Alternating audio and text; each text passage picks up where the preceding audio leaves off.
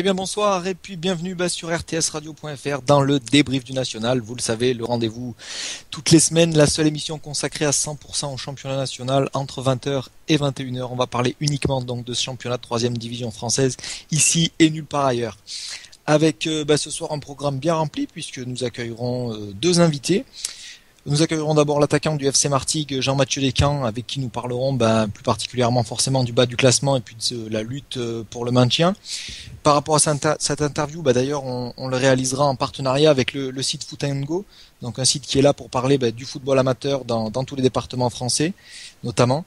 Et puis, par exemple, si vous voulez des renseignements sur le foot amateur dans le Rhône, pour toi, Clément, donc dans le 69, vous allez trouver le site foot69.fr. Comme là, Jean-Mathieu Descamps, il évolue à Martigues, et donc cela concerne directement le site foot13.fr. Donc voilà, ça c'était pour les partenariats. On aura également un deuxième invité, pour parler cette fois-là du haut du classement, et ça sera donc Louis Poggi, le capitaine du GFCO Ajaccio, l'actuel leader du championnat, donc ça pouvait pas mieux tomber, puisque le club corse a repris la tête de ce championnat juste ce week-end, et donc nous évoquerons avec lui cette course vers la Ligue 2, cette course aujourd'hui à 5 équipes. Et puis donc pour parler de tout ça, on va retrouver notre équipe habituelle dans le débrief, avec Clément et Thomas, mes habituels acolytes. Ça va, messieurs? Ça va, en forme. Ça va. Très, comment dire, très impatient de savoir ce que vont dire nos deux invités, parce qu'ils ont eu deux matchs un peu fous de cette dernière journée. Alors, C'est vrai, deux matchs qui donnent le ton de cette fin de saison en national. Et justement, on va commencer par parler de cette 35e journée de national. Pour vous, Thomas, Clément, qu'est-ce qu'il faut vraiment en retenir? Quel est vraiment le fait le plus marquant de cette 35e journée? La moyenne de buts marqués par match.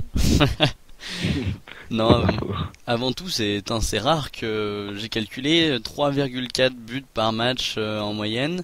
Si on compte que les matchs qui se sont déroulés vendredi et pas ceux de jeudi, ça fait 4,125 buts par match. C'est un truc de fou, on a pas eu ça tous les week-ends. Et quand on voit le bouleversement qu'il y a eu dans le haut du classement, je pense que Thomas va en parler, mais c'était une très très belle journée qu'on a vécue. Hein. Ouais, c'est vrai qu'il y a eu énormément de buts. Bon, évidemment, ce Cherbourg-Ajaccio avec 9 buts fausse un petit peu les stats. Il les fausse pas, mais c'est vrai qu'il les fait quand même sacrément gonfler. Mais c'est vrai que même sur tous les terrains, il y a eu pas mal de buts. Nîmes-Luznac, ça fait 3-2. Fréjus Saint-Raphaël contre Vannes aussi. C'est vrai que c'était vraiment spectaculaire sur tous les terrains. Et moi, je suis allé assister jeudi soir à Paris FC Beauvais où il y a eu 0-0. Thomas, l'effet marquant pour toi? l'effet marquant, c'est que Ajaccio, dans un match complètement fou, comme tu l'as dit, 5-4, a réussi à prendre, en la faveur de la défaite niortaise à domicile contre Orléans, a réussi à prendre la tête de ce championnat national. Je crois que c'est une des premières fois. Et puis comme tout le monde est à égalité avec 35 matchs dans le haut du tableau, et là on le lit très bien et on voit que Ajaccio a pris la tête du championnat avec un point d'avance sur Nîmes et Niort, et c'est pour moi un fait très marquant, et que ça prouve la constance chez ces Corses. Ouais, la constance chez ces Corses, et puis aussi l'inconstance par contre chez les adversaires, parce que Nîmes a gagné, mais après Niort, Vannes et Épinal ont perdu, et pour Niort et pour Épinal en plus c'est des défaites à domicile. Ouais, c'est ça qui est le plus marquant. Alors est-ce que Niort et Épinal commencent à lâcher du S, surtout que c'était contre des équipes qui est en mal de points, et Orléans qui n'a plus vraiment grand chose à jouer, donc c'est quand même un peu inquiétant pour les Niortais. Côté spinalien, c'est peut-être le début de la fin aussi pour Épinal. Clément, toi, comment tu les analyses, ces contre-performances, notamment celle des Niortais? C'est cruel entre guillemets, parce que c'était vraiment la journée ou jamais pour accrocher le haut du wagon. Au classement, une victoire des Niortais aurait carrément fait le trou entre la 3e et la 4e place. Il y aurait eu 3 points d'écart entre Nîmes et Vannes. Bon, c'est vrai que c'est encore le cas par rapport à Niort, mais ils auraient été du bon côté du wagon avec même 5 points, 6 points d'avance sur le 4e à 2 journées de la fin. Donc c'était comment dire, une aubaine, le moyen. Ouais, c'était ce qu'on avait annoncé pour Niort là dans leurs 3 derniers matchs. La réception de Orléans là ce week-end et puis avant ils se sont déplacés à Bayonne et à Besançon. On avait dit c'était des matchs pas les plus compliqués, et notamment pas forcément compliqués par rapport à ce qui va les attendre dans cette fin de saison. Et moi je l'avais analysé comme ça quoi. C'était un calendrier à 2 temps avec 3 matchs pour assurer la montée, et puis ensuite 3 matchs pour aller chercher le titre. Finalement sur ces 3 matchs, Niort ils ont pris 2 points sur 9.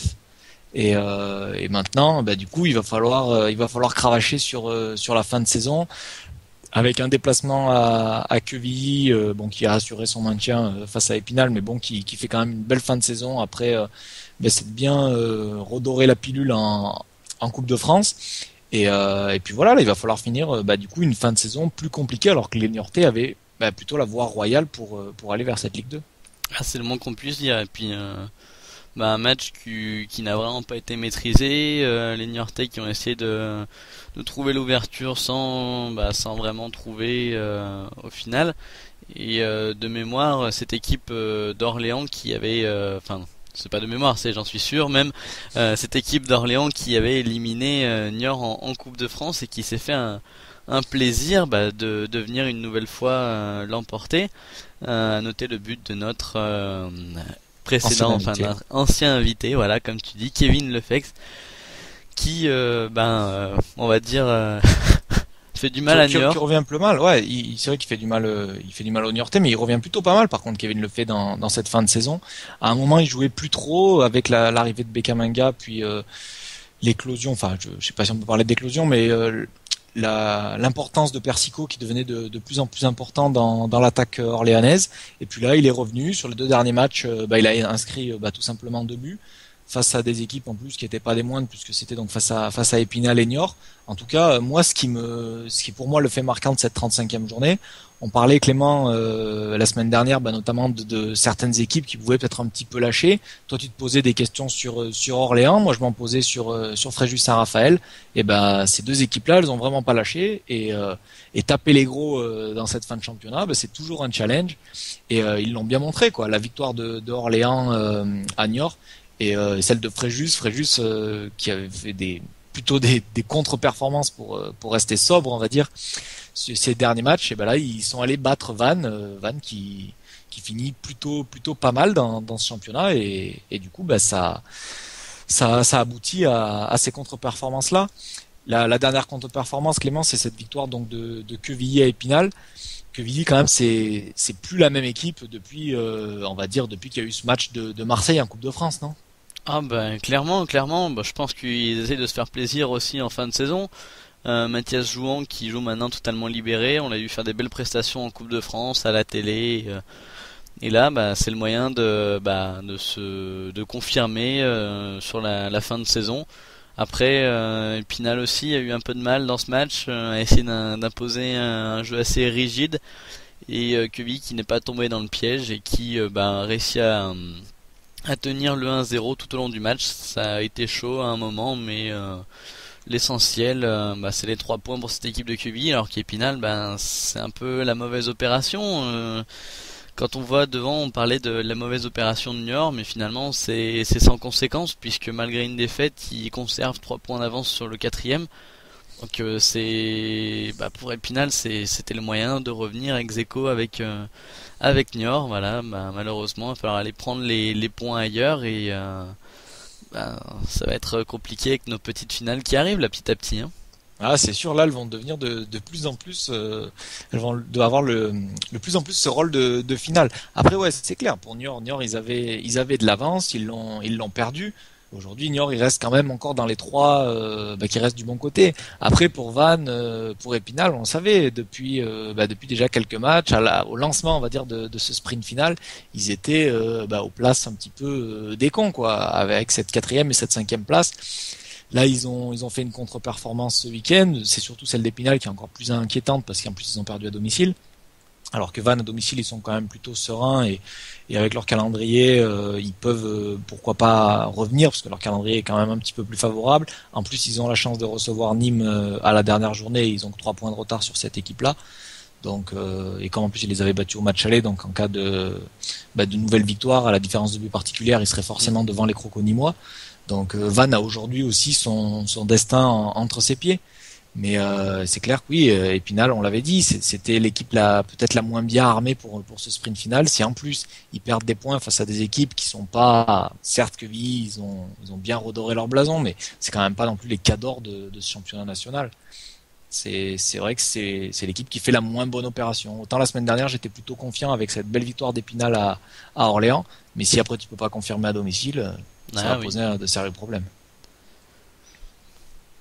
Et des équipes qui, comme tu le disais, se battent à tous les étages. Ça va être le problème pour Épinal lors de la prochaine journée en jouant contre Beauvais qui va devoir aller chercher les points. Donc ça va être un match intéressant entre une équipe du haut du tableau et une équipe du bas du tableau. Ouais, puisque tu abordes le bas du tableau, on va en parler aussi un petit peu maintenant. Ouais, c'est vrai que tu parlais de cette équipe de Beauvais. Beauvais, franchement, bon, c'est vrai que ils n'ont pas été payés au Paris FC. Tous les observateurs lors de ce match étaient pour dire que Beauvais méritait sa victoire.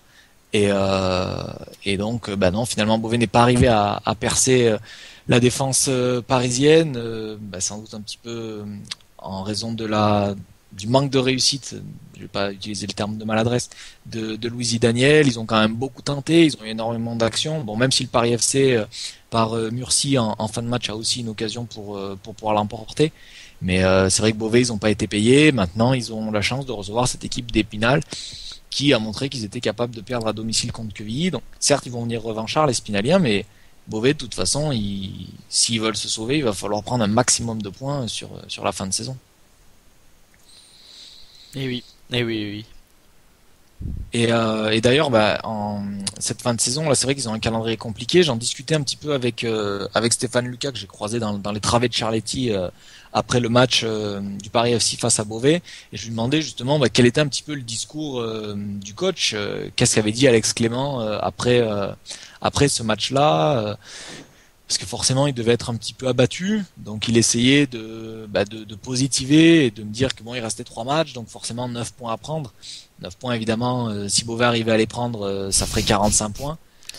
Maintenant, ça va quand même être compliqué, surtout qu'après il y a un déplacement à Niort. Oui, c'est loin d'être un programme facile pour Beauvais, pardon.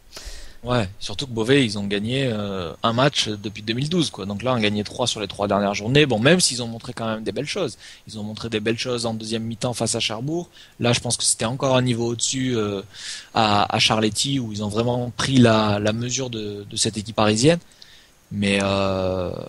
Mais bon, ça va pas suffire. Il va falloir en faire vraiment beaucoup. Surtout qu'en plus on a des équipes comme Martigues, comme Besançon qui ont gagné. Autant pour Bayonne, ça va être complètement cuit. Donc Beauvais, il les joue à la dernière journée. Normalement, on peut espérer qu'ils prennent quand même 3 points sur ce match-là. Maintenant, ouais, le match d'Épinal, il va quand même être décisif. Cherbourg va se déplacer. Donc voilà, ça sera à suivre, mais ça va quand même être compliqué pour les Beauvaisiens. C'est vrai qu'en plus leur situation n'est pas favorable, 17ème. À la limite, tu vois, ils auraient été à la place de Cherbourg avec 3 points à conserver en 3 journées. Je pense qu'il y avait quelque chose à faire, mais que malheureusement ça s'est joué peut-être à un match perdu dans la saison, un match où ils sont peut-être pas battus jusqu'au bout, où c'était pas forcément du grand Beauvais, et finalement ça va se jouer à pas grand chose, comme malheureusement souvent entre ces équipes qui luttent pour le maintien. Donc Ah, mais là clairement pour Beauvais, ça se joue dans cette rencontre de la semaine, pas de jeudi dernier, mais du vendredi précédent, avec cette contre-performance à domicile face à Cherbourg. oui, Là, ils font directe, un partout. Là, c'est clair que les adversaires directs, il faut les battre. Ils étaient allés gagner à Martigues, ce qui les avait, qui leur avait permis, on va dire, de rester en vie un petit peu dans ce championnat national. Mais il faut en faire plus, et il fallait battre aussi Cherbourg à domicile. Donc là, maintenant, c'est sûr que c'est plus difficile, parce que à la fois, évidemment, Stéphane Lucas essayait de rester positif sur la performance, sur la fin de saison beauvaisienne, pardon, mais à la fois il parlait aussi de s'il pouvait pas arriver à accrocher la 16e place, au moins essayer de rester 17e, parce que dans ce championnat national, on sait qu'il y a quand même des clubs qui ont des fragilités financières. Alors pourquoi pas arriver à rester en national en profitant du malheur d'un autre club en étant 17e, quoi. Ouais. Surtout que en plus ça va être très dur parce que Cherbourg, avec le match qu'ils ont livré face au Gazlec, je vois pas, je pense que Cherbourg arrivera à se maintenir, mais c'est vrai que Beauvais a plus vraiment aussi l'avenir. C'est plus lui, même en faisant des performances. Si Cherbourg a fait le même match, on fait jusqu'à la fin de la saison le même match qu'il a fait contre le Gazlec, ça va être très dur pour Beauvais. Et comme tu as dit, Beauvais peut espérer en restant 17e des difficultés financières, des clubs qui vont descendre ou même des clubs actuels du championnat. Ouais, après difficultés financières, ouais, on parlait quand même ces derniers temps de Rouen, mais apparemment des bruits de couloir, là aussi j'en discutais avec notamment Julien Yelch de Jour de Sport, et il me disait qu'apparemment le président lui était plutôt confiant sur le fait que le président apporte l'argent et les garanties financières, il passerait devant la DNCG Rouen, mais apparemment l'issue devrait être plutôt favorable. Donc voilà.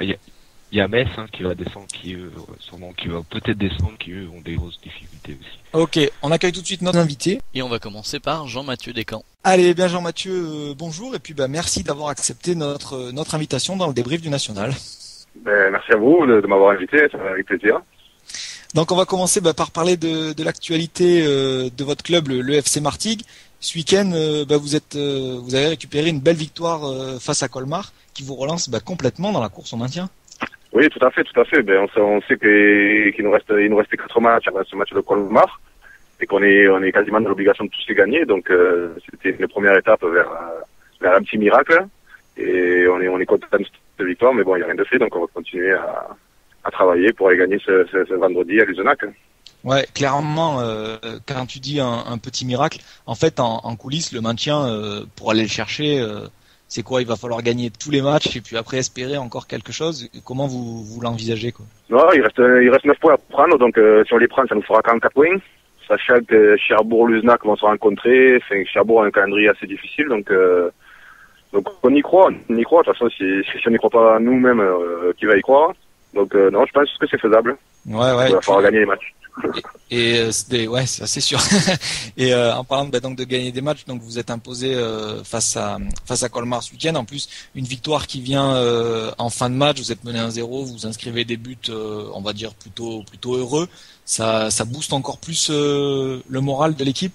Ouais, bon, on prend un penalty juste au retour de la mi-temps qui nous a fait mal, mais bon, on a su réagir. Et c'est vrai qu'on met 2 buts, 2 buts moches, on peut le dire, mais bon, voilà, c'est peut-être la réussite qui nous a manqué pendant la saison, que peut-être elle est avec nous aujourd'hui. Hein. Ouais, peut-être. Et quels étaient les mots de votre coach Jean-Luc Vanucci après ce match-là et puis même aujourd'hui à l'entraînement par rapport à la fin de saison? Non, on n'a pas d'objectif comptable. Maintenant, comme il nous a dit, après Cherbourg, le match qu'on a gagné, on a perdu. Après Niort, on a perdu, donc il nous a dit qu'est-ce que vous allez faire là? Maintenant, voilà, vous avez votre destin entre les pieds, on va dire. Donc voilà, moi en tant que nouveau rôle de capitaine, je vais essayer de motiver les troupes parce que bon, c'est notre avenir qui est en jeu, celui du club aussi. Donc on va aller à Luzenac pour prendre les 3 points et rien d'autre, on n'a pas le choix. Hein. Et par rapport à ça, en tant que capitaine, peut-être justement encore plus. Comment tu la sens l'ambiance dans le groupe? On est un peu abattu ou on est plutôt gonflé à bloc? Non, enfin, ça dépend. La semaine, ça se passe super bien. C'est vrai qu'après Quevilly, après Besançon, on aurait signé pour le nul avant le match, mais par rapport au scénario, on a été vraiment déçus. On avait la tête dans le seau, donc on a essayé de rectifier tout ça la semaine et bon. Là, on est sur une bonne dynamique, on se sent mieux, on a trouvé des repères. Le coach fait confiance à des jeunes joueurs qui n'étaient pas forcément dans le groupe avant, donc c'est bien, ça concerne tout le monde. Et voilà, je pense sincèrement qu'on peut s'en sortir. D'accord. Et donc tu disais le coach donc qui vous reprochait un petit peu ce manque de constance. Vous arrivez à gagner des matchs et puis derrière vous avez du mal à enchaîner. Quand on voit notamment sur les derniers mois, vous êtes capable de battre l'un des candidats au titre, les Chamois niortais, et c'est pas le moins armé pour la lutte à l'accession. Et puis un mois plus tard, vous perdez à domicile contre Beauvais qui bat plus personne en ce moment, qui a pas gagné une seule fois en 2012. Comment expliquer des performances aussi irrégulières alors qu'il y avait même pas un mois d'intervalle, quoi? Ouais, c'est bizarre. Le pire, c'est à Bayonne. On mène 3-0 au bout de 20 minutes, on trouve le moyen de perdre 5-3. Ce match nous a fait mal, par contre. Après, Beauvais, on se tire une balle dans le pied dès le début du match. On prend un but d'entrée, on n'est pas rentré dans le match, ils en marquent un deuxième, et c'est là qu'on a commencé à réagir. Mais bon, ils ont déjà 2 buts d'avance. C'est vrai que c'est pas évident dans les têtes. Mais je pense que on a manqué de constance offensivement par moment, défensivement quasiment sur toute la saison. Donc c'est collectif tout ça. C'est pas que je mets pas la faute sur la défense ou sur l'attaque. Il y a eu un manque de rigueur qui a fait qu'on est là aujourd'hui. Hein. Un manque de rigueur, c'est comme ça que tu l'expliques au plus. Est-ce qu'il y a peut-être un manque de moyens, je sais pas, où tu te sens moins armé que d'autres équipes Mais l'intersaison a été difficile aussi par rapport au repêchage, au coach Priou qui est parti juste avant la reprise du championnat. On s'est retrouvé un peu pas avec des recrues de second choix, ça serait porter préjudice à mes coéquipiers, mais voilà, on a eu des joueurs qui étaient pas forcément qui étaient sur le marché, mais bon, pas forcément désirés par des clubs, donc ils sont venus faire des essais qui ont été concluants. Mais c'est vrai que bon, par rapport au début de saison, le club commençait à parler de jouer la montée, et par rapport aux résultats qu'on faisait, je pense que là, il y a eu un gros problème, il y a eu une mauvaise vision du football du club, mais bon. Je pense que maintenant ce problème est résolu. Hein. J'avais juste une question, c'est une question un peu cruelle malheureusement, mais quand on regarde par exemple le calendrier, on voit que entre le 1er octobre et le 3 mars, il n'y a pas une seule victoire. Comment vous avez réussi à sortir de cette période-là, de continuer à positiver, finalement à y croire quoi? On n'a pas le choix, après c'est notre métier, mais c'est vrai que moi, avec la carrière, j'ai eu une petite carrière intéressante et c'est la première fois que ça m'arrivait. Donc le club a tout essayé, il y a eu le changement de coach, l'arrivée du coach Vanucci, il y a eu un petit déclic, on sentait qu'il y avait quelque chose, et après c'est vrai qu'à Cherbourg, cette victoire nous a soulagé, parce que bon, 14 matchs c'est énorme. Maintenant, alors, on était sur 5-6 matchs encore sans gagner, celle-là nous fait du bien encore contre Colmar. Donc maintenant on sait que voilà, il reste 3 matchs, on en a gagné 8 sur la saison. Il en reste 3, il faut qu'on ait gagné 3. Donc ça paraît compliqué, mais on est capable. On est capable de tout. Comme vous avez dit, on a gagné Niort, on a perdu à Bayonne. On est capable du pire comme du meilleur. Voilà, c'est ça. Et donc tu parlais de Vanucci. À part un vent de fraîcheur, qu'est-ce qu'il a apporté de plus pour toi concrètement au groupe Martégal? Je pense que c'est sans jeter la pierre sur Jérôme Merceau, qui était quand même un entraîneur novice au niveau national. C'est vrai que Jean-Luc Vanucci connaît bien ce niveau, il apporte une vision du football différente. Comme depuis son arrivée, on a souvent joué à 2 devant avec Dacolo, ce qui n'avait jamais été le cas depuis le début de la saison. C'est vrai que voilà, c'est notre vision et on retrouve des sensations qu'on avait perdues. Hein. Parce que bon, c'est vrai que quand on débutait en milieu de saison, là, quand il y a eu cette période de 14 matchs à victoire, on était beaucoup basé sur la défense. On s'est dit, bon, on prend pas de but, au moins on perd pas. Ouais. Mais bon, moi, étant attaquant, t'étais pas vraiment d'accord. Ouais, c'était difficile à vivre. Donc j'avais eu un petit accrochage, rien de méchant avec Jérôme, et j'avais dit ma façon de passer. J'avais dit, moi, si c'est pour jouer comme ça, j'arrête. Hein. Si c'est pour défendre tout le match et pas attaquer, je vois pas l'intérêt. Maintenant, non, quand tu vas Vanucci, il est basé sur l'offensive, et bon, on met des buts. On en met. Maintenant, on en prend aussi. C'est pas le problème. C'est un peu plus le problème, il va falloir trouver l'équilibre quoi, pour la fin de saison. Voilà, c'est sur la saison, tu dis qu'on a fait combien, 35 matchs, 35 matchs, il y a peut-être 3-4 matchs où on n'a pas pris de but. Ouais, c'est vrai. C'est énorme. Ouais, comme je disais à l'équipe, je dis si on prend pas de but, on perd pas. Déjà, on part de là. Ensuite, s'il faut que tu marques 3 buts à l'extérieur pour gagner un match, ça devient compliqué. Ouais, c'est sûr. Après, quand tu regardes la situation, par exemple, d'une équipe comme Beauvais, où ils sont mis aussi dans cette situation-là, si on prend pas de but, on perd pas. Résultat, ils ont fait je ne sais combien de 0-0, ils ont 18 matchs nuls et ils sont qu'un point devant vous, quoi. Ouais, non, mais c'est sûr. C'est pour ça, il faut trouver juste milieu. Maintenant, comme à Quevilly, on se sentait costaud, il pouvait rien nous arriver. Et encore un but gag, un ballon, il tape le genou c'était Jérémy de Magalhães, je crois, il tape le genou, il lance l'attaquant en profondeur. On a pris beaucoup de buts gags. On en a donné énormément. Et ça, je pense, c'est une faute de concentration. Après, c'est un tout qui a fait qu'on est là aujourd'hui. Hein. Mais donc, pour résumer, Ouais, c'est c'est sûr. Mais et donc pour résumer, tu penses quand même vraiment que ça a été le cas aussi pour d'autres équipes avec ce repêchage. Ça a été quand même un petit peu le cadeau empoisonné parce que vous étiez pas préparé à j'ai évolué en national cette saison, donc il y a eu un recrutement un peu hâtif, plus le départ de Franck Priou. Tu penses que vous l'avez quand même traîné comme un boulet, ouais, toute la saison. On en parlait pour Bayonne, mais c'est peut-être aussi le cas pour vous, quoi. Oui, oui, mais après les joueurs qui étaient au club, on savait on savait si qu'on allait terminer meilleur deuxième en gagnant Ajaccio, on le savait, donc nous on était préparés.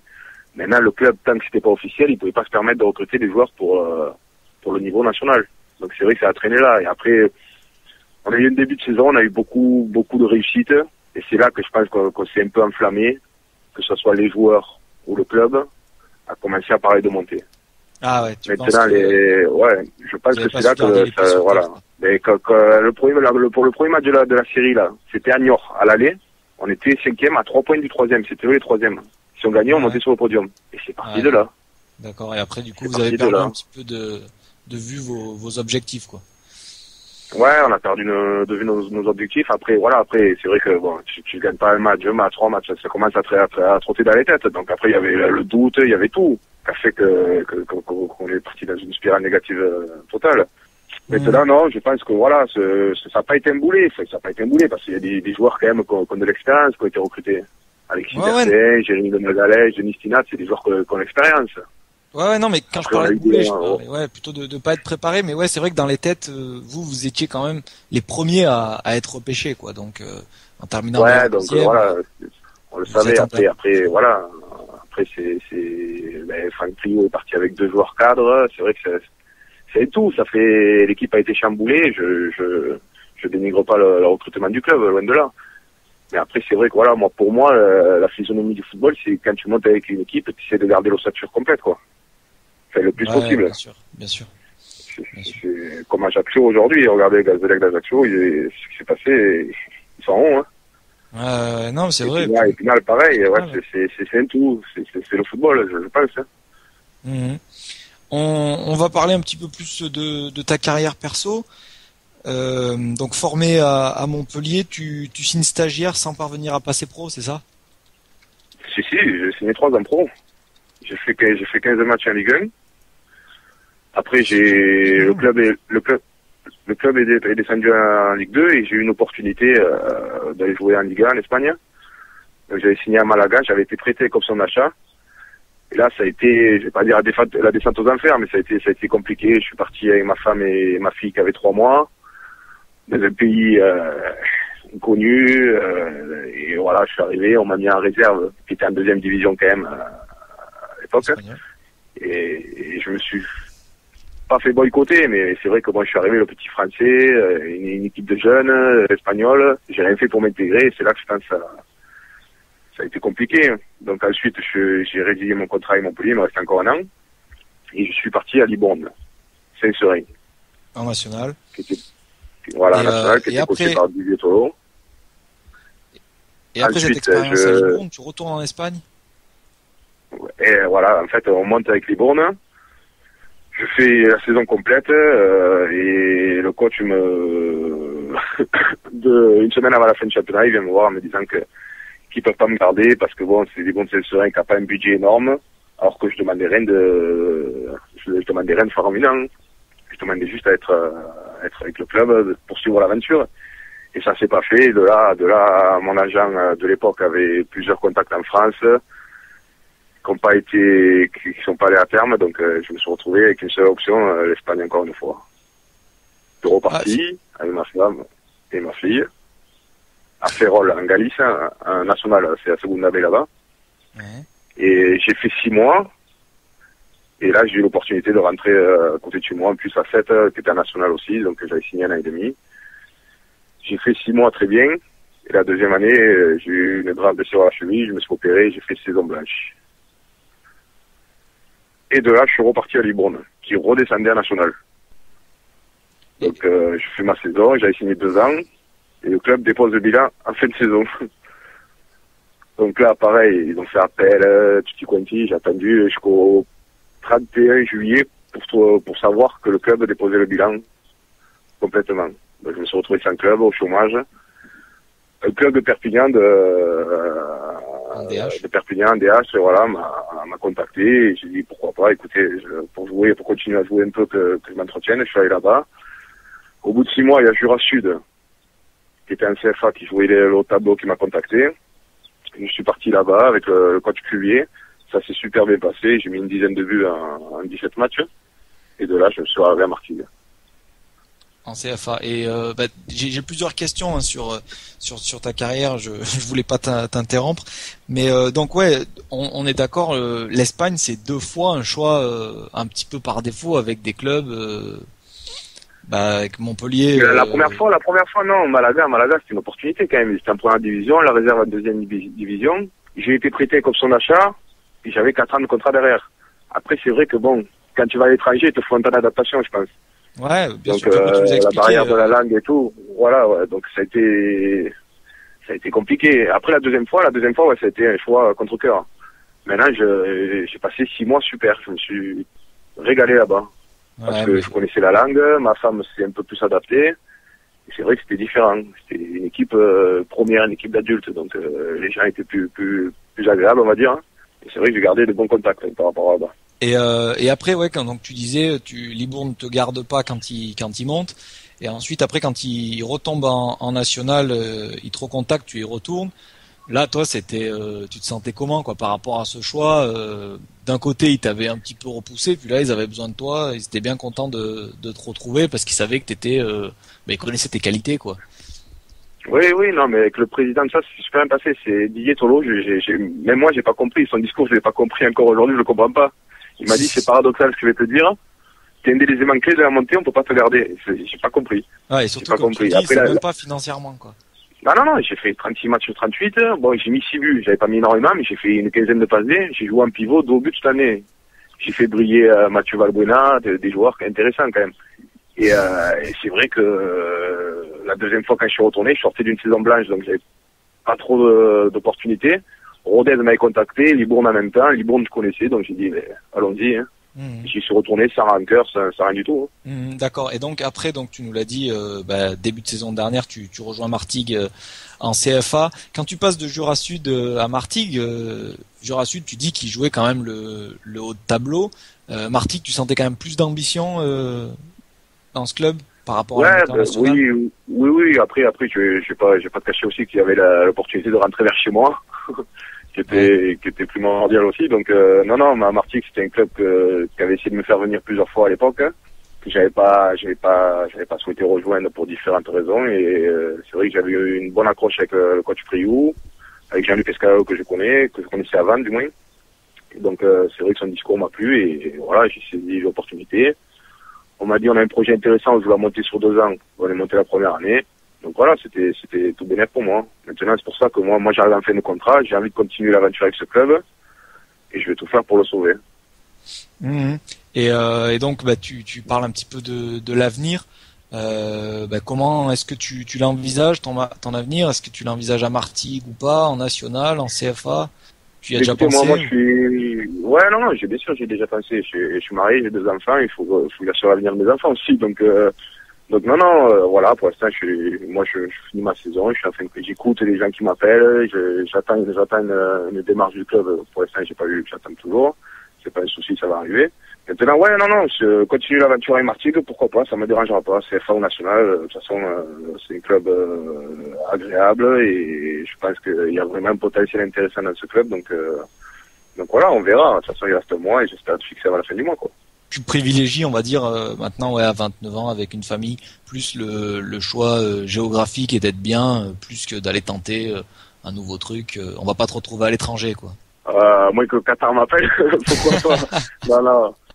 Non, en France, à partir, il faut vraiment que ce soit un projet très intéressant, qui est un haut de tableau national, voire au-dessus.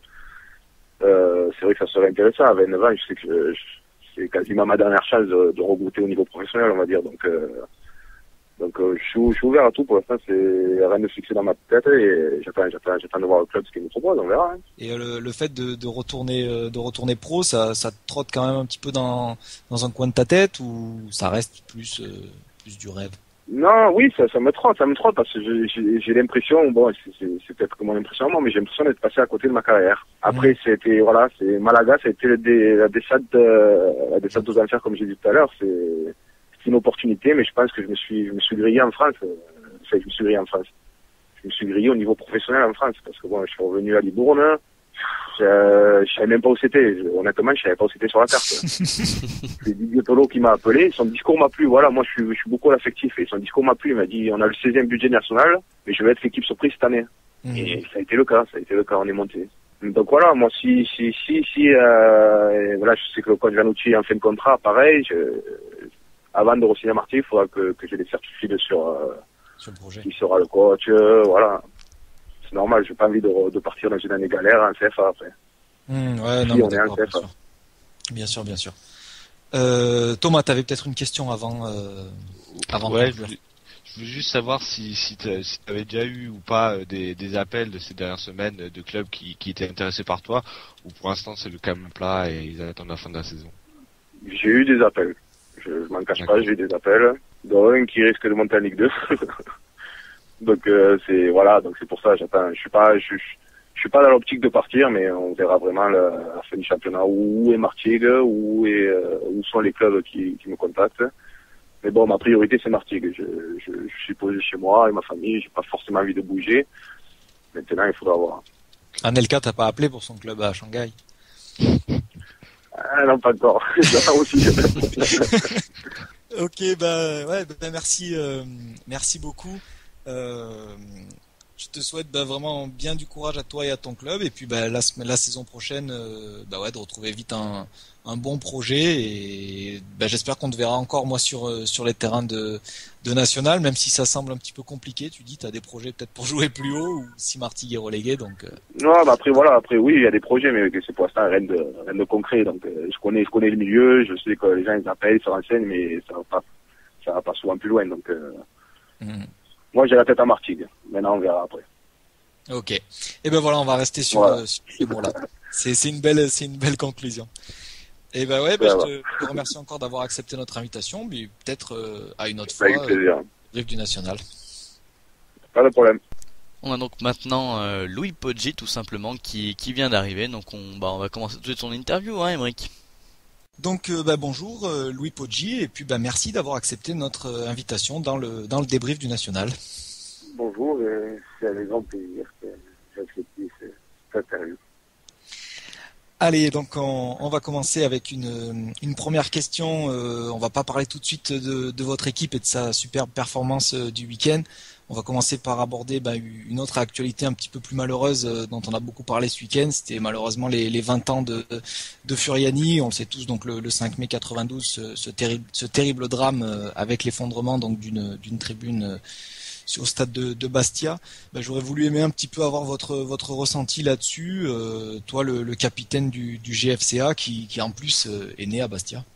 Écoutez, c'est vraiment un drame. C'est quelque chose qu'on n'oubliera jamais, parce que c'est quelque chose c'est la catastrophe la plus dure au niveau du football français, et c'était évitable, je pense, parce que il y a eu surtout des erreurs humaines.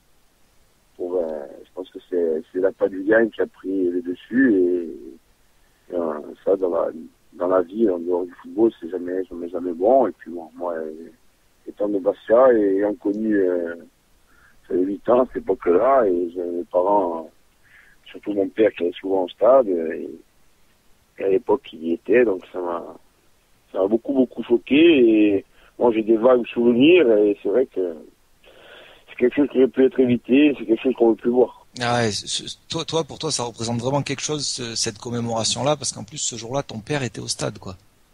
Donc, il n'était pas dans cette tribune-là, mais j'ai eu un cousin qui a été touché par ça, et qui est toujours vivant, grâce à Dieu, mais demain, je pense que c'est quelque chose qui aurait pu être évité, et en plus, en Corse, on n'avait pas besoin de ça, quoi. Il se passe pas mal de choses, donc ça devait être une fête, et ça a été un cauchemar, et c'était des familles qui ont tout perdu, et ça peut pas être, quand on va voir un match de foot, on peut pas avoir ce truc-là, quoi. Non, mais je comprends. Les familles sont meurtries, quoi. C'est normal. Qu'on leur dise, quand leur fils ou leur père ou leur frère va au stade et ils reviennent plus. C'est qu'on leur dise. Et surtout qu'après, quand on apprend comment ça s'est passé, qu'est-ce qu'il y a eu, qu'est-ce qu'il n'y a pas eu, monter le tribunal comme ça en 15 jours, c'est très bien que c'est impossible. Donc voilà.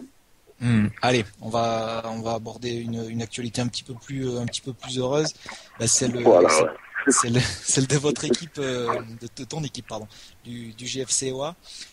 Puisque vendredi, là on t'a vraiment invité la bonne semaine, puisque vendredi, à l'issue d'une rencontre complètement folle à Cherbourg et avec cette victoire 5-4, vous avez pris donc les commandes de ce championnat national. Donc au début, j'étais parti pour faire un petit rappel de tout ce qui s'était passé ce soir-là. Mais il y a quelqu'un que tu connais très bien, Louis, qui c'est peut-être un futur grand journaliste. Il faut bien écouter, et qui nous a résumé ce qui s'était passé à la perfection. Donc on va tout de suite écouter ce résumé du match, et puis après tu nous donneras ton ressenti. Ce soir, on a vécu quelque chose. Il y a des gens, ils mettent une vie pour vivre ça. Une vie pour vivre les 45 minutes de la seconde mi-temps qui a eu lieu ce soir à Cherbourg. On arrivait, on était 500. 500, tu la sens. Cherbourg avec un grand renfort, 4-4. Décomposé, frictionné sur le banc, on n'était pas bien. L'arbitre nous a sifflé le pénalty à 4-4. Incroyable. C'est l'arbitre de Vannes, ça rappellera. Clément nous a fait la parade. On nous a fait la parade. Au stade Catanais, nous a fait la parade. Au stade on était au fond, il nous a remis dessus. Et derrière, Michael Seman. Comment vous expliquer? Michael Seman, quoi. Il répare des iPhones, quoi. Il répare des iPhones, il fait des études à Lumini, à Marseille, toujours blessé, avec son chien dégueulasse, là. Va te mettre ce 5e but, quand c'est K4. Vannes y perdent, Niort y perdent, Nîmes, on s'en fout de Nîmes. Incroyable. Une vie, il y a des gens, une vie. La dernière fois que j'ai vécu ça, tout à l'heure, il y a 3 heures. On aura reconnu ton coéquipier Lucas Rastello. Lucas, oui, c'est ça, ouais. À l'issue du match, à l'hôtel, on buvait un coup et il a très très bien résumé la partie. C'était une partie vraiment folle, et même nous, acteurs, on a vraiment pas compris comment on a pu passer d'une première mi-temps extraordinaire, où on maîtrisait tout, où on risquait rien, et à une deuxième mi-temps complètement folle, où on les a aidés, parce qu'on a pu jouer. Et eux, il y a tout qui leur réussissait, et 3-1, 3-2, on a réussi à mettre ce 4e, et derrière, en 4-3, 4-4, et bon, ils ont le pénalty pour le 5-4, et là, avant le pénalty, on s'était dit, on a fait les cons, il faudra assumer, il faudra essayer de se relever de ça, mais puis bon, le gardien a fait la parade qu'il faut, et derrière, on lâche pas, et on arrive à marquer ce 5e qui explosion de joie, et derrière, on a un peu fêté ça, parce que je pense que on a fait la performance qu'il fallait au bon moment, vu les résultats qu'il y a eu. Ouais, bon après c'est vrai, quand tu dis on a un petit peu fêté ça, les vidéos qui sont sur le site du GFCA, ça nous montre vraiment qu'il y avait une ambiance énorme. Elles sont bien sympas, toutes ces petites vidéos donc dans l'intimité de la vie du groupe, et on sent qu'il y a une force collective énorme, et même plus, on a l'impression, moi quand je vous voyais là tous à chanter autour du bar après cette victoire à Cherbourg, on a l'impression qu'on assiste à une fête de famille. Mais non, ces mecs là quoi, c'est juste ils sont pas juste contents de se retrouver, et c'est les leaders du national. Cette vie de groupe quoi, est-ce que tu penses que c'est vraiment quelque chose qui fait la différence énorme par rapport à toutes les équipes? J'avais dit à une interview d'un de nos confrères, j'avais dit l'année dernière déjà, mais je l'ai dit encore cette année, le football corse, il est à l'heure actuelle au plus haut de sa forme. Pourquoi? Parce qu'il y a des gens qui font pas ça que pour l'argent. Il y a des gens qui font ça parce qu'ils ont envie de faire ça, parce qu'ils ont l'amour du maillot, ils ont l'amour de du club. Après, pour parler de moi c'est le cas, et on arrive à inculquer aux joueurs qui arrivent cette mentalité-là, et je pense que c'est ça qui fait à l'heure actuelle la force du football corse. Et 2 ans d'affilée où il y a des clubs en haut, 1 an on aurait pu dire que c'était de la chance, 2 ans d'affilée, maintenant on peut dire que c'est une question de mentalité, parce qu'on n'a pas les plus gros budgets des championnats. On est toujours les derniers budgets de tous les championnats qu'on représente, et on arrive à faire des bonnes choses. Et après, on n'a pas les effectifs énormes de certaines écuries nationales, et on s'en sort pas mal. Donc moi je pense que c'est surtout cet état d'esprit, cet esprit de famille, cet esprit de se battre les uns pour les autres, de ne pas se laisser tomber, que ce soit dans le foot ou dans la vie en général, et parce que le foot ça dure un moment, mais il y a la vie. La plupart du temps, on arrive à se retrouver en dehors du football, et c'est ça qui fait la force pour ma part, de notre équipe, parce que je suis là depuis quelques années, et je suis capitaine depuis quelques années. C'est ça qu'on essaye avec 2-3 anciens, d'inculquer ça au groupe, et de chaque fois qu'il y a un nouveau joueur qui arrive, de donner cette mentalité. Et je pense que c'est ça qui fait la force aujourd'hui de notre équipe et du football corse en général.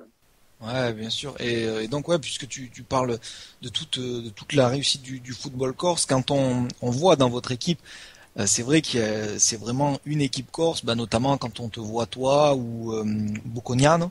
On sent vraiment la Corse dans cette équipe-là, et je voulais savoir, est-ce que c'est facile pour un joueur non corse justement de s'intégrer dans une équipe corse, et notamment pour le GFCOA, parce que forcément avec seulement des joueurs corses vous n'aurez pas assez de munitions. Voilà, contrairement à ce qu'on peut penser de la Corse, parce qu'on a beaucoup d'a priori sur la Corse, on est vachement ouvert à beaucoup de choses, et on est conscient que rien qu'avec des joueurs corses ça peut pas fonctionner, parce que on en est conscient, il y a pas, à un moment donné, il y a des joueurs qui n'ont pas le niveau de jouer dans ce championnat-là, ou les qualités, bref. Il faut avoir d'autres joueurs, que ce soit corse ou pas corse. Et nous, on arrive le peu de corse qu'il y a dans l'équipe, on essaye d'inculquer notre passion, notre façon de voir, notre esprit, tout ce qu'on peut trouver ici en Corse, et le club, de ce que dégage ce club, et les valeurs qu'a le club, tout simplement. Parce que c'est un club qui a une histoire, c'est un club qui a un état d'esprit, qui a une façon de voir les choses, c'est un club familial, et on peut que rendre ce qu'on nous donne. Donc, et c'est ça qu'on essaye d'inculquer, et ça marche bien. Ça marche bien, ouais. Thomas, tu voulais revenir sur le retour des Ajacciens après le match de Cherbourg. Oui. Louis, tu avais vu, moi j'ai vu la vidéo aussi qu'il y avait sur le site internet, qui était très très sympathique, que j'avais vu. Ça m'avait beaucoup impressionné. C'était les supporters qui vous ont fêté en héros à votre retour en Corse, et j'ai vu que c'était vraiment exceptionnel. Il y a une osmose dans cette ville. Malgré que vous soyez le 2e club corse, vous avez quand même réussi à rassembler des gens, et cette ambiance-là était vraiment exceptionnelle. Qu'est-ce que ça t'a fait, toi, au moment où tu es arrivé à l'aéroport? Alors moi, en tant qu'insulaire, ça m'a fait, et puis en même temps, en ayant connu pratiquement que ce club-là, parce que moi j'ai fait que 2 ans à Toulon au niveau des seniors, j'ai fait un break de 2 ans, en ayant connu que ce club-là, et en l'ayant pris en CFA et en le ramenant, si Dieu veut, en Ligue 2, je veux dire, cette osmose avec le public, c'est... j'en ai encore l'expression qu'on en parle maintenant, parce que c'est quelque chose de magnifique. Après, c'est comme tous les clubs, c'est quand ça gagne, c'est content. Mais là, eux, ces supporters-là, ils nous ont jamais lâchés, qu'on soit en CFA, qu'on soit en national mal classé, c'est-à-dire en début de saison. Parce qu'il faut se rappeler qu'en début de saison, à un moment donné, on était 17e, je veux dire, après la défaite au Poiré, où on perd 3-1, on finit à 8, je veux dire, on a la tête dans le sac, et à la mi-temps de Vannes, on perd 1-0, on est à 10. Donc, et de là, après, on gagne 2-1, de là, c'est parti. Et ces gens-là, ils nous ont jamais laissé tomber. Après, là, on leur rend ce qu'ils nous ont donné, et ça donne ce qu'on vit en ce moment, c'est-à-dire une demi-finale des Coupe de France, là, le retour après Cherbourg, où on a fait un match 45 minutes exceptionnel, et 45 minutes faut dire ce qui est dégueulasse, et ils sont quand même là, parce qu'on est premier, mais c'est des gens qui nous ont jamais lâchés. Donc maintenant, on leur rend un peu ce qu'ils viennent à mes avis quand il fait moins 15 ou qui ventent, qui pleuvent, donc on leur doit bien ça. Et on joue avec nos valeurs, donc à partir de là, ça peut que marcher. Moins 15 à Ajaccio, c'est pas souvent quand même. Ouais, mais entre guillemets. C'est une façon de parler. Non, par contre, tu parlais du début de saison d'Ajaccio, et c'est vrai, tu le soulignais, le début de saison, il était pas vraiment bon pour rester gentil. Et puis après, il y a eu cette série de victoires complètement folle, où là, par contre, ça c'est devenu absolument incroyable. Et c'est vraiment à la mi-temps de Vannes, tu dis qu'il y a un déclic pour toi? Ben, pour moi, le début de saison, il était bon, mais dans le jeu. C'est-à-dire que mathématiquement parlant, il était pas bon parce qu'on ramenait rien. Que ce soit à domicile, on faisait des matchs nuls, à l'extérieur, on perdait, on gagnait un match comme ça à domicile. Donc, mais dans le jeu, il y avait quelque chose. Mais ça portait pas de points. On va au Poiré, on touche le fond, que ce soit dans le jeu, dans la mentalité, et là on se parle, on se dit voilà, maintenant on essaie d'avancer tous ensemble et on se met dans les mêmes dispositions qu'on était en passé en CFA, mais on monte notre niveau parce qu'on a monté de niveau. Et là aussi on n'avait pas, on connaissait pas le niveau encore du national, certains qui avaient jamais joué, d'autres ça faisait longtemps qu'ils avaient joué. Donc on s'est mis tous à travailler, on a fait une espèce de mini-stage, on appelait ça la semaine avant Vannes, et à la mi-temps de Vannes, on est rentré à la mi-temps, et dit maintenant voilà les gars, on n'a plus rien à perdre. Là, à l'heure où on se parle, on est relégable plus que relégable, et on est 10. Donc et de là, il y a eu un déclic quand on est rentré en deuxième mi-temps, et on a fait une série de 12 matchs, toutes compétitions confondues, de victoires. Donc, et de là, on s'est retrouvé en haut du classement, et depuis, ça fonctionne bien. Et puis voilà, mais de la mi-temps de Vannes, je pense que ça a été le déclic de cette superbe série. Et donc, parce que j'imagine qu'en début de saison, l'objectif pour votre club venant de CFA, c'était d'abord de se maintenir, ouais. Il y avait quand même un projet de monter en Ligue 2 rapidement? Ouais, je pense que le club s'était donné 2-3 ans pour 3 ans pour monter en Ligue 2, mais maintenant, la première année de national, il s'était donné comme objectif de se sauver rapidement et de voir après. Et vu notre début de saison, c'était plus la logique a été de se sauver le plus rapidement possible plutôt que de jouer les premiers rôles. Après, bon, le fait est, c'est que voilà, on a fait une série intéressante, et à partir de là, on s'est retrouvé dans les hauts du tableau, et puis après, bon, c'est quand ça se passe, hein, dans le foot, plus on a de confiance, mieux ça marche, et nous on a pris confiance, on a pris conscience que il y avait quelque chose à faire aussi, parce que bon, je prends le cas de Niort, qui avait un matelas d'avance sur certaines équipes, et là on se retrouve devant eux. Donc c'est qu'à un moment donné, on a le niveau de ces équipes-là, et pourquoi pas nous. On a parlé un petit peu des côtés positifs de l'équipe. Le moins qu'on puisse dire, c'est qu'Ajaccio, c'est une équipe qui laisse pas indifférent. On va maintenant un petit peu parler de l'image un petit peu négative que traîne l'équipe. Et cette mauvaise image, je veux dire un petit peu, c'est une image de violence qu'on a pu voir, que ce soit en Coupe de France, dans certains matchs de début de saison. Qu'est-ce que toi tu veux répondre à ça? Est-ce que c'est justifié? Est-ce que tu penses qu'il y a des choses que tu regrettes? Je pense qu'on a le sang un peu chaud, mais je pense que toutes ces choses qui sont dites, les voyous, pas les voyous. Moi, je regarde nos matchs après. Je vois pas des tacles plus impressionnants que d'autres. Je vois pas. On peut dire que contre Lyon, j'en ai vu des pires des tacles. Quand je regarde, parce que je regarde un peu le foot à la télé, j'en vois des plus impressionnants, et il n'y a pas tant de polémique sur certaines choses. Alors sur Montpellier qui se bat contre Évian-Tenon, j'en entends pas parler pendant 10 ans. Alors nous, il y a eu 2-3 gifs peut-être, mais bon, on s'en prend aussi, hein. On n'est pas, quand on se prend la tête avec les gens, on se prend pas la tête seul, hein. Je veux dire, comme l'histoire de Beauvais, on on se prend pas la tête tout seul. Hein. Pour se disputer, pour avoir, on est deux. Hein, donc moi, je pense que c'est l'image de la Corse en général, et on veut nous faire porter l'étiquette. Et je pense que c'est sûr, peut-être qu'on est un peu plus chaud que les autres, peut-être qu'on est un peu plus viril que les autres, mais je vois pas d'où on nous accroche l'étiquette de voyou, alors c'est qu'ils savent pas ce que c'est un voyou. Et quand on rentre sur un terrain de foot, nous, c'est pas pour faire la guerre, c'est pour jouer au ballon. Et maintenant, c'est vrai que quand il y a un ballon entre deux, on met le pied. S'il faut pas le mettre, il faut écrire dans la règle du football, s'il faut pas mettre le pied, on le met pas. Et tu parlais du match...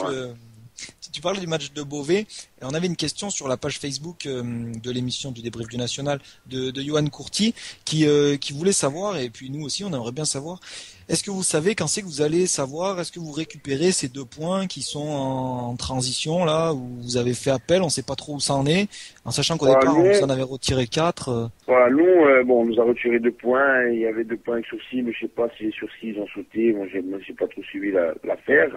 Moi, quand on a fait une réunion avec le groupe, j'ai tout simplement dit, on n'y compte pas. Et là, on se le dit tout le temps à nous. On n'y compte pas, on fait ça, et on verra. Et bon, nous, on veut pas savoir ni de date, ni de... Parce que nous, ceux-là, on nous les a retirés. Et bon, en parlant en toute honnêteté, je pense que si on est dans la course et qu'il nous les faut, ils ne les remettront pas. Et si on joue plus rien, ils nous les remettront. Bah, c'est ma façon de penser, je vous l'ai dit, parce qu'il faut le dire. Mais sinon, voilà, nous, on les a enlevés. Pour nous, c'est injuste, mais pour le moment, on les a pas. Donc, on peut pas les compter. On sait pas ce qu'il en est. Si nous les enlevés, c'est qu'on ne compte pas nous les remettre. Donc, nous, on le prend comme ça. Après, les dates, ça peut être repoussé. On a eu des dates, ça a été un appel, après, ça a été repoussé. Donc, nous, les joueurs, en tout cas, après, il y a des gens au club qui sont là pour s'occuper de ça. Nous, si on nous le remet, tant mieux. On sera plus que content, parce que il manquera pas beaucoup de points pour être en Ligue 2. Maintenant, si on ne les remet pas, ça change en rien notre envie de faire, et puis ça change en rien, puisque même sans les 2 points, on est leader. Donc, ça veut dire qu'on a de la marge. Donc, ouais, les joueurs, finalement, vous suivez ça d'un petit peu loin, vous essayez déjà de faire un peu loin, parce que ça fait tellement longtemps, ça fait tellement... je veux dire, c'est il y a presque, il y a 8 mois, quoi. Donc, l'histoire est date d'il y a 8 mois, et puis, en toute honnêteté, je vois pas en quoi ça rentre en compte de nous enlever des points sur une histoire comme ça. Honnêtement, je vois pas pourquoi on touche les points sur une histoire de pseudo-bagarre, parce qu'il n'y a pas eu non plus des morts, pas eu non plus d'hospitalisation de fractures ou quoi que ce soit, enfin, du moins, ce que j'ai entendu. Il y a eu des faux fourrés. Mais alors, dans ces cas-là aussi, qui est fautif? Nous, Beauvais, voilà. Dans ces cas-là, on peut retourner la pièce on peut retourner l'histoire dans plein de sens. Parce que nous, on est fautif, ok. On a payé. Mais Beauvais aussi est fautif, puisqu'il nous laisse le stade pour faire un écrasage. Il y a encore des supporters, mais il n'y a pas de sécurité. Donc, à qui la faute? Ouais, non, mais c'est sûr, c'est une affaire, demain, si la même histoire, je pense que vous avez la bonne position. Oui, mais si la même histoire se passe ici, je pense qu'elle prend une autre tournure. Vous voyez ce que je veux dire? Ouais, non, mais voilà, donc voilà, cette image, on la prend dans les 2 sens, hein. C'est négatif pour nous, cette image, hein, et c'est pour ça qu'il faut qu'on essaye de se l'enlever. Et je comprends pas parce que nous, là, on a joué contre Lyon, on lui donne encore une étiquette de voyou, alors que, je sais pas si vous avez vu le match. Ouais, je l'ai vu, bien sûr. Je vois pas ce qu'on a fait d'extraordinaire. On s'est battu avec même mais même votre coach, il disait que vous aviez peut-être un extrait d'agressivité en début de match, et qu'après, c'est à 10 et qu'il le regrettait aussi. On joue en 3e division, et on joue avec une équipe qui a fait un quart de finale de Ligue des Champions. Ouais, non, un 8e de finale du Ligue des Champions, qui est tous les ans, je veux dire, à un moment donné, il faut qu'on passe par quelque chose. Alors, on a frappé personne, on a sûrement mis le pied un peu plus fort qu'eux, mais je veux dire, sur le tac où on prend le rouge, c'est plus un excès d'engagement qu'une volonté de faire mal. Et il faut dire aussi, parce que j'ai regardé les images maintes fois, c'est surtout bien joué du joueur de Lyon de se mettre comme ça pour tomber. Parce je veux dire, il vient fort, mais je regarde la télé, j'en vois des tacles plus impressionnants. Je vous prends un exemple, Lampard contre le Barça. il mérite pas un rouge, il va mériter 10, alors alors après, à partir de là, on peut, de ce truc-là, on peut en discuter. On nous affiche une étiquette, d'accord, mais il faut pas faire de la Corse, de ce qui se passe en Corse, il faut pas le répercuter surtout. Ce qui se passe en Corse, c'est particulier, parce que la Corse, c'est petit, parce qu'il se passe beaucoup plus de choses dans le monde qu'en Corse. Hein. Pourquoi la Corse? C'est parce qu'on est 300 000. Hein. Sinon, il se passe beaucoup plus de choses à Paris, à Marseille qu'en Corse. Hein. Des trucs bien plus graves. Mais bon, le problème, c'est que c'est la Corse, on a une étiquette, comme on l'avait dit au début, et on peut pas se l'enlever, c'est impossible. Ah, et ça n'empêche pas le football corse de réussir. On voilà, donc on va pas s'en plaindre, parce que dans un sens, des fois c'est négatif, des fois c'est positif, donc on va pas non plus polémiquer sur ça. Je trouve qu'on fait quelque chose de bien et il faut en rester là. Après, les 2 points, si on mérite de plus les avoir, c'est qu'on a fait des trucs pour plus les avoir. Maintenant, déjà, ce qu'on n'arrivait pas à comprendre au début, c'est qu'on puisse, nous, ces points-là, on les a gagnés sur le terrain. Après, bon, maintenant, ils sont enlevés, on va pas faire non plus, si on doit les remettre, on les remettra, si on les remet pas, c'est pas grave, je ne rentre pas par 10 ans de cette histoire-là, et voilà, donc, après, tout le monde voit les choses comme on lui semble, et puis voilà, nous, on les a plus, on les compte plus, je veux dire, voilà. On a fait ça depuis le début et puis on le fera jusqu'à la fin. Et c'est mieux qu'on les compte pas parce que demain on peut compter dessus et puis à la fin qu'on les ait plus. Parce que bon, moi, les appels, tout ça, c'est long. Et il vaut mieux qu'on valide notre billet pour la Ligue 2 sans ces points-là. Ça, on n'aura rien à regretter. C'est sûr, on est d'accord sur ce point-là. Et il y a une autre décision dont on parlait qui pourrait concerner l'équipe du Gazélec. Au début des années 2000, le Gazélec avait gagné sa montée sur le terrain, puis ils n'avaient pas pu monter parce qu'Ajaccio avait l'ACA à l'époque était aussi en 2e division, et du coup ils peuvent pas avoir 2 clubs d'une même ville dans la même division. Du coup là l'ACA ils sont pas forcément sauvés en Ligue 1. Ça c'est aussi quelque chose à laquelle vous pensez, parce que ça paraît complètement ahurissant par contre. Nous on y pense, mais apparemment sur ce qu'on sait, parce que moi j'étais beaucoup plus jeune à cette époque-là, et je venais juste d'arriver, j'avais 16-17 ans, je venais juste d'arriver au club. Mais apparemment l'article qui avait été fait, il n'y est plus, donc je pense qu'il n'y aura pas de problème à ce niveau-là. Donc après dans ces trucs administratifs, je sais pas ce qu'il en est. Je pense que le club a déjà dû voir ce truc-là et a déjà pris contact pour voir si c'était le cas ou pas. Donc s'ils nous ont rien dit, je pense que ça va le faire. C'est vrai qu'on n'en parle pas trop. Et que du coup ça a été supprimé, ce qui serait somme toute tout à fait logique. Ouais. Voilà.